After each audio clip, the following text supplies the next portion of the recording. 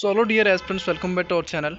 ఈ వీడియోలో చూసుకున్నట్లయితే railway group D course completed act apprentice ఎవరో సీసీఏ క్యాండిడేట్స్ ఎవరైతే ఉన్నారో వీళ్ళ కోసం అయితే మనకు ఓల్డ్ ఆర్టీఐ 2024కి సంబంధించిన ఈ ఆర్టీఐ రిప్లై తీసుకొని అయితే మనమైతే వీడియో చేయడం అనేది జరుగుతుంది అనమాట. ఓకేనా, ఈ ఆర్టీఐ రిప్లై ఏంటంటే కొత్తదని పాతదని కాదు, ఇది మెయిన్ పాయింట్ అనమాట ఇది. ఓకేనా, అసలు దీని యొక్క అర్థం ఏంటి ఇవన్నీ కూడా మీ వీడియోలో అయితే చెప్పడానికి అయితే ట్రై చేస్తాను. ఓకేనా, అది చూడండి, మనకి ఇది సదరన్ రైల్వే చెన్నై నుంచి అయితే మనకి ఇది ఆర్టీఐ రిప్లై అయితే రావడం జరిగింది 2024లోని కోర్స్ కన్వర్ట్ యాక్ట్ అప్రెంటిస్. ఓకేనా, డివిజనల్ ఆఫీస్ పర్సనల్ బ్రాంచ్ అయితే. ఓకేనండి, అది దీని యొక్క మెయిన్ ఏంటంటే మన వాళ్ళు కొన్ని క్వశ్చన్స్ అయితే దీని మీద రైజ్ చేయడం జరిగింది.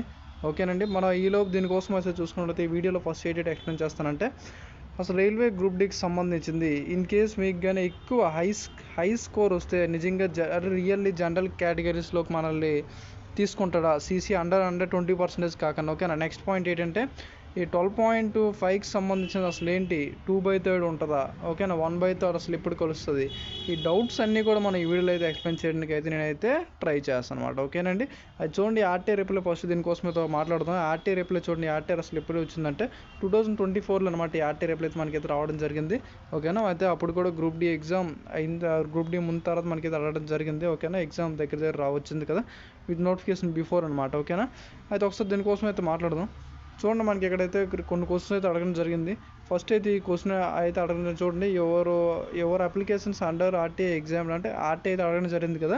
ఫస్ట్ ఏంటంటే ఒక క్వశ్చన్ అడగడం జరిగింది, దీనికి సంబంధించిన ఎటువంటి రిప్లై అయితే ఇక్కడైతే ఇవ్వలేదు అనమాట. ఓకేనా, అయితే క్వశ్చన్ నెంబర్ 2 మనకి చూసుకొని ఇది మోస్ట్ ఇంపార్టెంట్ అనమాట. క్వశ్చన్ నెంబర్ 2 మనకి ఏదో ఉందో ఇదైతే మోస్ట్ ఇంపార్టెంట్ అనమాట. ఓకేనా, అది క్వశ్చన్ నెంబర్ 2 ఒకసారి మనం చూసుకున్నట్లయితే మనం అడిగింది CCA candidates scores more marks than a regular candidates she will be counted.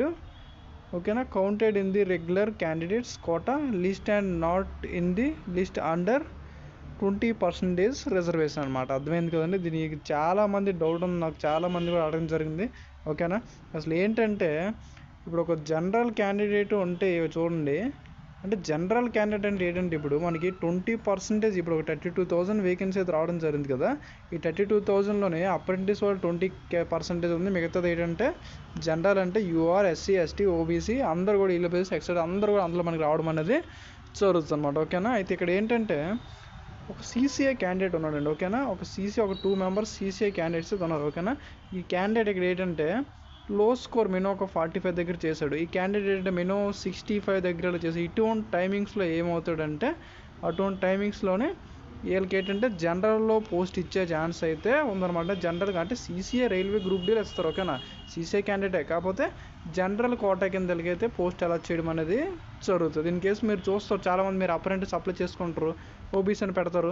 OBC అని పెట్టినప్పుడు మీకు అక్కడ మెరిట్ లిస్ట్ తీసినప్పుడు అలాగేస్తాడు, ఓకే ఈ నేము పలాని నేము యూఆర్ క్యాండిడేట్లో సెలెక్ట్ అయ్యాడు అలాగేస్తాడు కదా, ఆ విధంగా అనమాట. ఓకేనా, అక్కడ ఏంటంటే సీసీఐ క్యాండిడేట్స్ ఓకేనా more marks than regular candidate.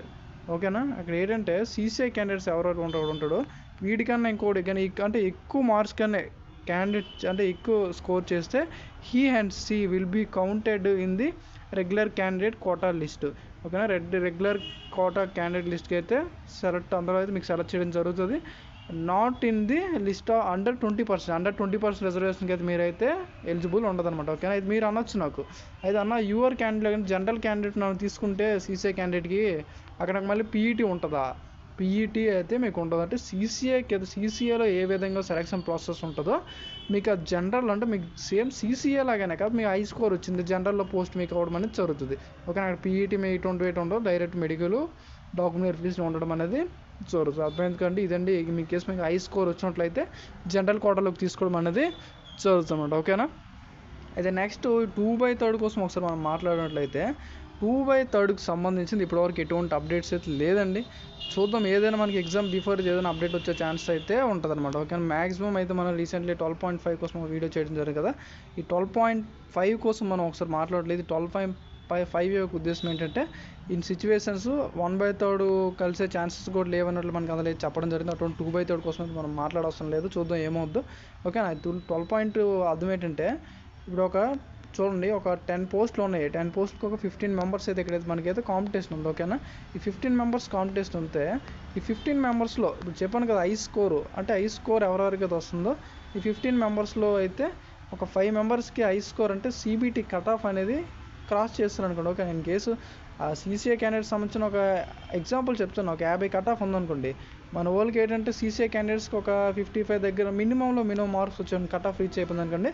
అటువంటి టైమ్స్లో ఏంటంటే ఈ నార్మల్గా 10 పోస్టులు అయితే ఉన్నాయి కదా, 5 మెంబర్స్ దగ్గరకి వచ్చింది అనుకోండి, మిగతా ఈ 5 పోస్టులు అన్నీ కూడా ఈ టాప్ మెంబర్స్ ఎవరు ఉంటారో వీళ్ళకైతే అలర్ట్ చేయడం అనేది జరుగుతుంది. ఓకే, అయితే ఇక మిగతా 10 మెంబర్స్ ఎవరైతే ఉంటారో కాంపిటీషన్ ఇంకా 5 పోస్టులకి, వీళ్ళకి ఏంటంటే వీళ్ళకి దగ్గర ఒక చూడండి ఒక 45, ఒక 35, ఒక 30, 25 ఈ విధంగా వచ్చాయి అనుకోండి. వీళ్ళకి ఏంటంటే ఇటువంటి టైమింగ్స్లోనే 1/3 మేము అనేది క్యాలిక్యులేట్ చేసి ఈ 5 పోస్టులు కూడా అలర్ట్ చేయడం అనేది జరుగుతుంది. ఎన్నోట్లో ఆ విధంగా అయితే ఉందన్నమాట. 12.5 సంబంధించి. ఓకే, చూద్దాం ఏమవుద్ది. ఏదైనా మనకి ఎగ్జామ్ బిఫోర్ ఎగ్జామ్ ఆఫ్టర్ సీసీఏకి సంబంధించిన మెరిట్ లిస్ట్ సెలక్షన్ ప్రాసెస్ ఏ విధంగా ఉంటుందో మ్యాక్సిమం ఏదైనా నోటీస్ ఉండే ఛాన్స్ ఉంటుంది, లేకపోతే మనకి డైరెక్ట్ ఈ నోటిఫికేషన్లో ఏ విధంగా ఉందో మనకి ఆ విధంగా అయితే కన్సిడర్ చేయడం అనేది జరుగుతుంది అనమాట. అర్థమైంది సీసీఐ క్యాండిడేట్స్ సంబంధించిన డౌట్స్ అనమాట ఇవి. నేనైతే ఎక్స్ప్లెయిన్ చేయడానికి ట్రై చేశాను.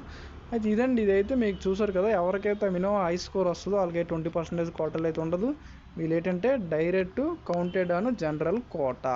ఓకేనండి, అర్థమైంది కదా. ఇంకేమైనా డౌట్స్ ఉంటే కామెంట్ సెక్షన్లో కామెంట్ చేయడానికి అయితే ట్రై చేయండి, మేమైతే రిప్లై ఇస్తాం అన్నమాట. ఓకేనా, అయితే అర్థమైంది కదా. 2024 ఆర్టీ రిప్లై అనమాట.